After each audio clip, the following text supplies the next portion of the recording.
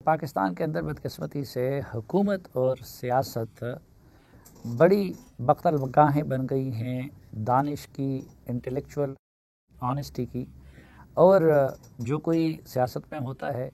تو اس کی بہت ساری مجبوریاں ہوتی ہیں، پارٹی ڈسپلن کی مجبوریاں ہوتی ہیں، وہ کھل کر اپنی رائے کا اظہار نہیں کر سکتا،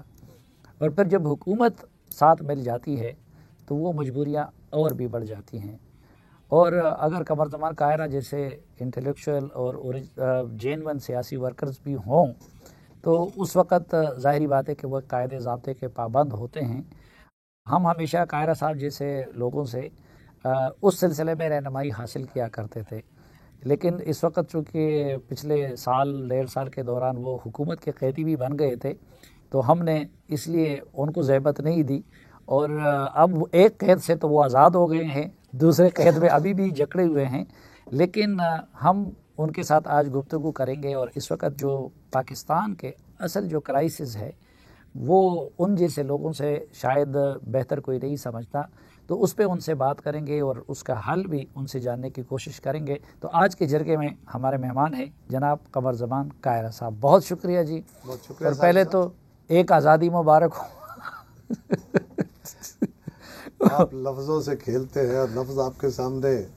ہاتھ باندھے ہوتے ہیں، بالکل نہیں تو کیا یہ حقیقت نہیں ہے کہ پاکستان میں وزیر بننے کے بعد جو ہے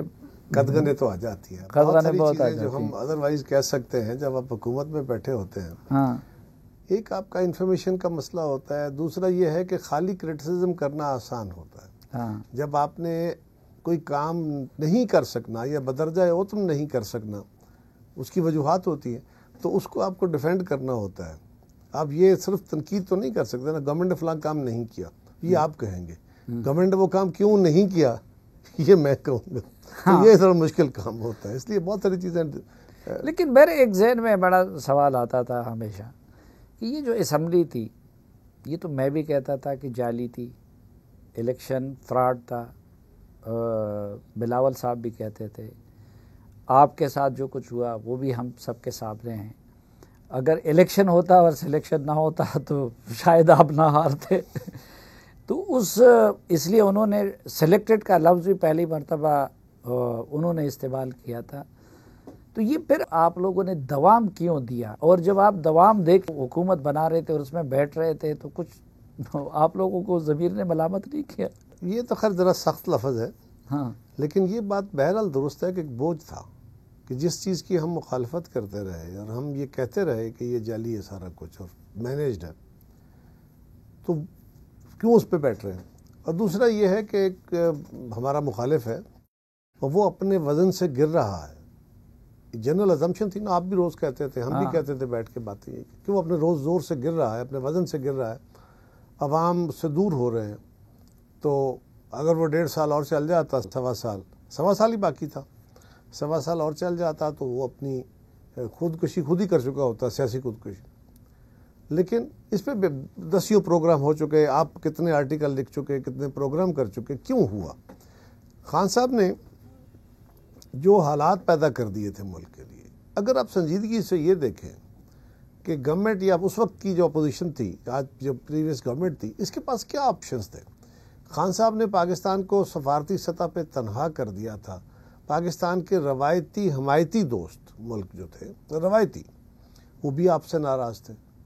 یعنی چین ناراض ہو، سعودی عرب ناراض ہو، دبئی ناراض ہو، ترکی ناراض ہو، یہ وہ ممالک ہے جو ہر دور میں آپ کا ساتھ دیتے رہتے ہیں۔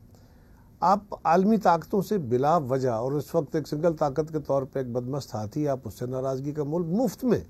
اگر کوئی وجہ ہو تو بالکل حق ہے۔ پھر جو یورپین یونین جہاں آپ کے میجورٹی میں لوگ بیٹھے ہیں وہ آپ سے ناراض ہوں، اگر آپ کی جہاں ٹریڈ سب سے زیادہ ہونی ہے، جہاں سے آپ کو مدد ملنی ہے، ہم تو ہر دور میں قرض لینے والے ہیں،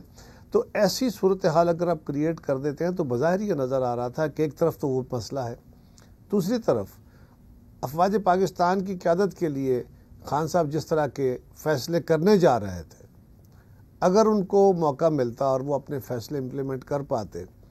ادارے کے اندر بھی ایک بہت خوفناک قسم کا پرابلم آتا، ملک کے اندر بھی ایک اور وہ اس کی تفصیل میں جانے کی ضرورت نہیں، سارا ملک جانتا ہے، آپ بھی جانتے ہیں، مجھ سے بہت بہتر جانتے ہیں۔